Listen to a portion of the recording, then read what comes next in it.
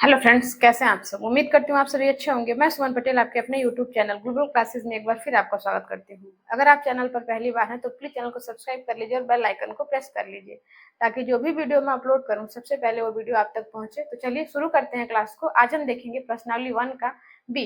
1 B हमने 1 ए complete कर लिया है। 1 बी को देखेंगे। आपका पहला क्वेश्चन है कि सिद्ध कीजिए कि 6 करड़ी में 3 एक परिमेय संख्या नहीं है। ठीक है, तो चलिए सिद्ध करते हैं। आपको पता है कि जो परिमेय संख्या होती है वो p बाई क्यू के फॉर्म में होती है। कैसे होती है? p बाई क्यू के फॉर्म में होती है। परिमेय संख्या क्या होती है? p बाई क्यू के फॉर्म में होती है, जहां q नॉट इक्वल टू 0 होता है। q की जगह पे 0 नहीं होना चाहिए। ठीक है, तो लिख लीजिएगा इसको। देखिएगा, माना 6 करड़ी में 3 एक परिमेय संख्या है। क्या है? 6 करड़ी में 3 एक परिमेय संख्या है। 6 करड़ी में 3 बराबर a बाई बी या फिर p बाई क्यू को भी आप ले सकते हैं। ठीक है बच्चों, तो देखिएगा, अगर आप करड़ी में 3 को देखेंगे तो करड़ी में 3 बराबर हो जाएगा a बटा में। अब ये 6 इधर गुना में इधर जाएगा तो बटे में चला जाएगा। ठीक है, तो ये हो गया 6b। 6 करड़ी में सॉरी 6b हो जाएगा। ठीक है, तो करड़ी में 3 का मान कितना हो गया? a बाई ए बटे में 6b। अब आप देख रहे हो कि जो a है, ठीक है, और जो 6b है और जो करड़ी में 3 है, ये सब क्या है? एक पूर्णांक है ना। यह एक पूर्णांक है। a 6b और करड़ी में 3 एक पूर्णांक है कि नहीं है? और लिख लो, चूंकि a 6b और √3 एक पूर्णांक है, जबकि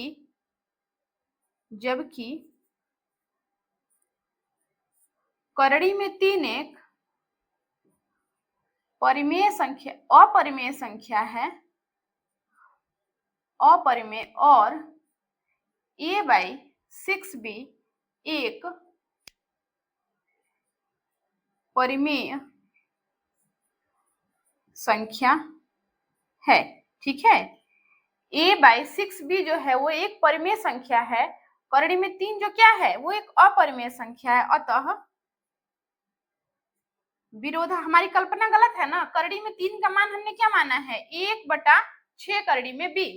a बटा 6 करड़ी में b हमने करड़ी में 3 का मान माना है। तो ये हमारी कल्पना गलत साबित होती है कि जो 3 का करड़ी में 3 का मान है वो a डिवाइड बाई 6b है। ठीक है, अगर हमारी कल्पना गलत है तो हम करड़ी में 3 जो है इसको कैसे मान लेंगे कि ये जो है एक परिमेय संख्या है। ठीक है, तो अतः विरोधाभास के कारण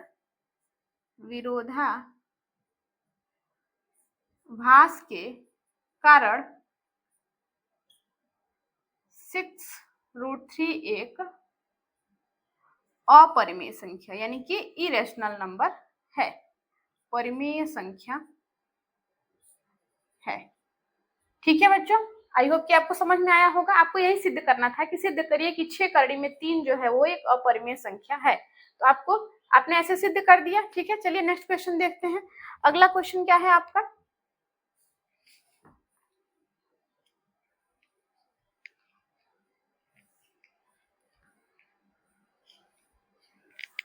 आपका अगला क्वेश्चन है कि सिद्ध कीजिए कि करड़ी में 5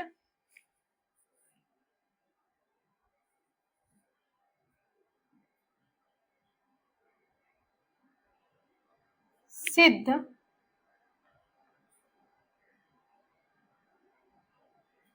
कीजिए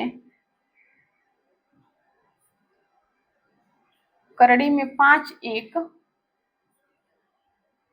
अपरिमेय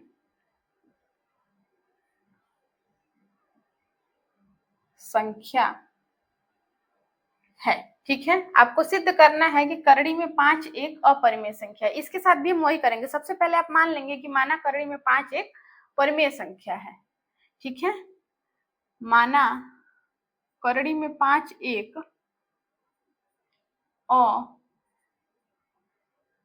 अपरिमेय संख्या है। ठीक है।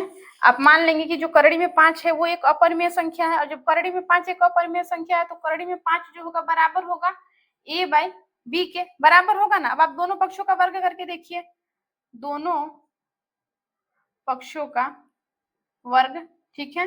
जब दोनों पक्षों का वर्ग करेंगे तो ये हो जाएगा करड़ी में 5 बराबर a b, इसका स्क्वायर और फिर इसका स्क्वायर, तो ये करड़ी में 5 का स्क्वायर करेंगे 5 निकल जाएगा, बराबर ये हो गया a square by b square हो जाएगा। अब a square by b square हो गया, तो अगर आप a स्क्वायर की वैल्यू निकालोगे तो 5b स्क्वायर निकलेगा, निकल जाएगा ना। a स्क्वायर बराबर 5b स्क्वायर निकल गया आपका। अब आप देखोगे अर्थात जो a स्क्वायर है, a स्क्वायर वो क्या होगा, 5 से विभाजित होगा, 5 से विभाजित होगा, विभाजित होगा, होगा ना।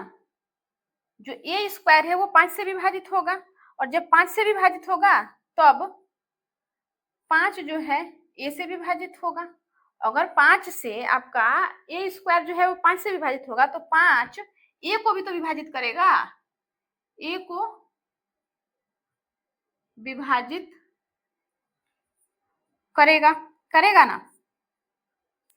अब आप बताओ, जो a स्क्वायर है ये 5 से विभाजित हो रहा है और 5 जो है वो a को विभाजित कर रहा है, ठीक है। अब आप क्या करोगे,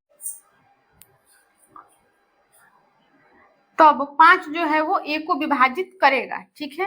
अब आप क्या करोगे, एक दूसरा पूर्णांक ले लोगे, ठीक है।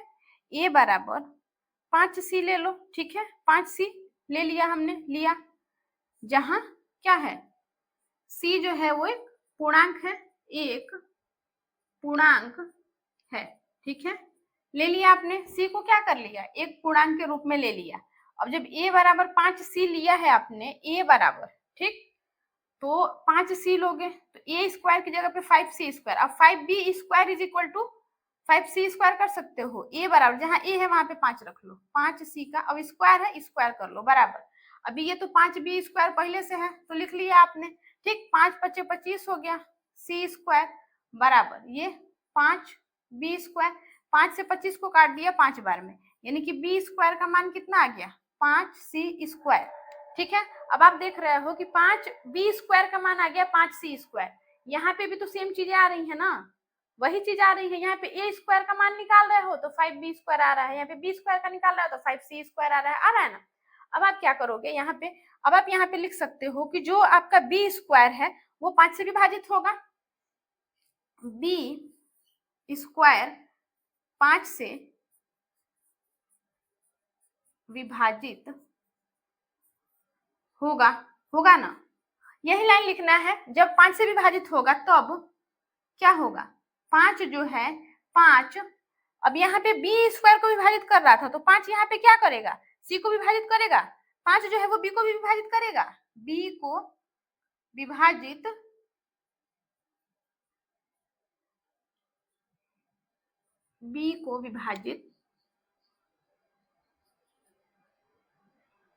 करेगा, ठीक है।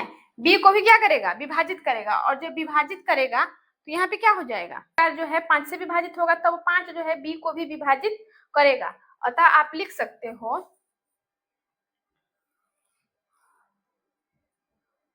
अतः जब 5 जो है b स्क्वायर जो है 5 से विभाजित होगा और 5 जो है वो b को विभाजित करेगा, अतः a और b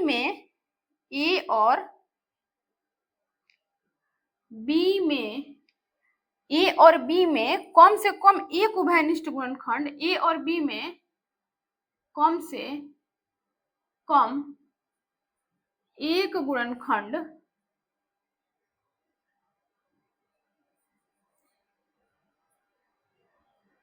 गुणनखंड 5 होगा, होगा ना, है 5 जो है वो एक गुणनखंड है, ठीक है, होगा। अब आप दूसरा चीज क्या लिख सकते हो, इसका जो तथ्य है, अब आप बताओ यहाँ से अगर a की वैल्यू निकालोगे तो ये a का स्क्वायर हट के इस पे रूट चढ़ेगा, और जब रूट चढ़ेगा तो फिर ये क्या हो जाएगी, एक अपरिमेय संख्या हो जाएगी। अतः विरोधाभास हो रहा है, हमारी कल्पना जो है वो गलत हो रही है, विरोधाभास के कारण ठीक है, विरोधाभास के कारण जो संख्या है करड़ी में 5, ठीक है, एक अपरिमेय संख्या है, एक अपरिमेय संख्या होगी। ठीक है, यही हमको सिद्ध करना था। ठीक है, आई होप कि आपको ये समझ में आया होगा।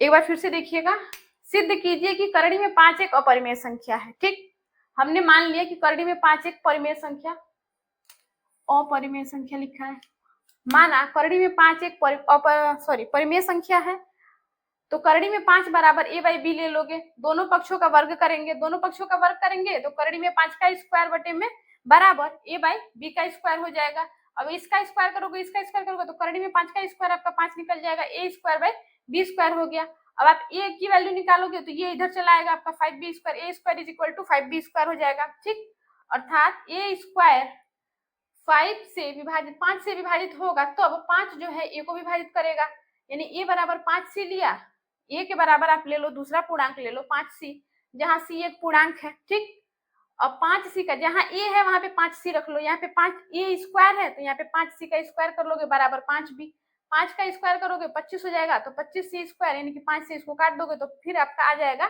5c का स्क्वायर, यानी b स्क्वायर का मान आ गया 5c स्क्वायर। तो जो b स्क्वायर है वो 5 से विभाजित होगा, और जब b स्क्वायर 5 से विभाजित होगा तब 5 जो है वो क्या करेगा, b को भी विभाजित करेगा। जब विभाजित करेगा तो इसका मतलब ये है कि a और b में कम से कम एक गुणनखंड 5 होगा, और जब 5 होगा एक ही गुणनखंड 5 होगा। आप मान रहे हो कि a और b जो है वो एक पूर्णांक है। ठीक, और जब एक पूर्णांक है तो आपको ये भी पता है कि जब इसका स्क्वायर हटाओगे तो इस पे फिर रूट चढ़ जाएगा। इसका मतलब ये है जो हम निष्कर्ष निकाल रहे हैं, वो जो कल्पना कर रहे हैं वो क्या है, गलत है। तो अतः विरोधाभास के कारण जो करड़ी में 5 है वो एक अपरिमेय संख्या होगी। ठीक है बच्चों, चलिए नेक्स्ट क्वेश्चन देखिएगा। अगला क्वेश्चन क्या है आपका, अगला क्वेश्चन है कि सिद्ध कीजिए कि, तीसरा नंबर क्वेश्चन, सिद्ध कीजिए 3 + 2√5 एक अपरिमेय संख्या है। ठीक है, सबसे पहले मान लीजिए, माना 3 + 2√5 एक परिमेय संख्या है। ठीक है, मान लिया, तो 3 + 2√5 इज इक्वल टू आपका हो जाएगा a डिवाइड बाई b। ठीक है, आपको √5 की वैल्यू बतानी है, किसकी वैल्यू बतानी है, √5 की। तो आप लिखोगे 2√5 इट इज इक्वल टू आपका हो जाएगा a बाई बी, ये प्लस का 3 है इधर जाएगा तो -3 हो जाएगा। ठीक, अब आपका ये जो है आपका इधर गुना में है, इधर आएगा तो बटे में चला आएगा। तो सबसे पहले आप क्या करोगे, 2√5 इज इक्वल टू एलसीएम हो गया b, a - 3b। अब ये 2 जो है इधर बटे में चला जाएगा, 5 इज इक्वल टू हो गया आपका a - 3b divide by 2b। ठीक है, अब ये हो गया आपका a - 3b divide by 2b। अब आप यहाँ पे देख रहे हो कि जो a है -3b डिवाइड बाई 2b एक परिमेय संख्या है, परिमेय संख्या है, जबकि जो √5 है वो क्या है, एक अपरिमेय संख्या है।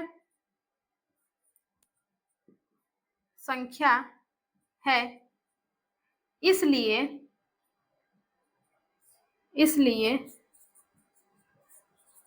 विरोधाभास के कारण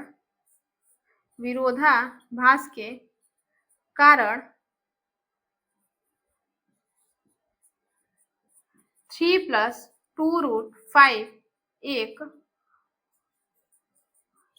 अपरिमेय संख्या होगी। ठीक है, यही प्रूव करना था, प्रूव कर दिया आपने। ठीक है, आई होप कि आपको ये क्वेश्चन समझ में आया होगा इजी तरीके से, क्योंकि जो पिछला क्वेश्चन बताया है वो बिल्कुल डिस्क्राइब करके बताया गया है आपको। ठीक है, अभी ये जो है आपका बिल्कुल एकदम सिंपल लैंग्वेज में बताया है। आपको क्या करना है, मान लेना है कि जो संख्या है 3 + 2 करड़ी में 5 एक परिमेय संख्या है, तो 3 + 2 करड़ी में 5 बराबर a/b मान लिया आपने। फिर इसको ऐसे पक्षांतर किया तो ये प्लस वाला इधर जाएगा तो माइनस हो जाएगा, a - 3b divide by b, तो √5 = a - 3b डिवाइड बाई 2 भी हो जाएगा। तो आपको पता है कि ये वाली संख्या जो है वो क्या है, एक परिमेय संख्या है, लेकिन हम मान क्या रहे हैं, जो √5 है उसकी वैल्यू इतनी है। आप बताओ, जब आप x की वैल्यू निकालते हो, कोई भी अगर क्वेश्चन सॉल्व करते हो तो x की वैल्यू निकालते हो, तो वहां पे जो वैल्यू निकलती है उसी को तो हम x की जगह पर रखते हैं। आप बताओ, जो करड़ी में 5 है ये तो हमेशा क्या है, एक अपरिमेय संख्या है। जब ये अपरिमेय संख्या है तो इसको हम कैसे, ये परिमेय संख्या है लेकिन इसकी जगह पे हमको इसको रखना है, तो हमारी कल्पना जो है वो क्या है, गलत है। तो विरोधाभास के कारण क्या होगी, ये संख्या जो है होगी एक अपरिमेय संख्या होगी। ठीक है बच्चों, तो इस चैप्टर में जो भी क्वेश्चंस हैं आपके टोटल 10 क्वेश्चन है और 10 क्वेश्चन इसी तरह के हैं। तो आप इस क्वेश्चन को आप सॉल्व कर लोगे, इसमें बताना नहीं पड़ेगा। हमने आपको 3 क्वेश्चन बता दिए हैं, ये इनफ है। ठीक है, अब हम प्रश्नावली, विविध प्रश्नावली 1C जो है उसको देखेंगे। तो कल मिलते हैं अगले वीडियो के साथ प्रश्नावली 1C के साथ। तब तक के लिए आप इसको सॉल्व कर लीजिएगा। आज के लिए बस इतना ही। पढ़ते रहिए, हंसते रहिए, मुस्कुराते रहिए। कल मिलते हैं अगले वीडियो के साथ। तब तक के लिए बाय बाय। जय हिंद, जय भारत।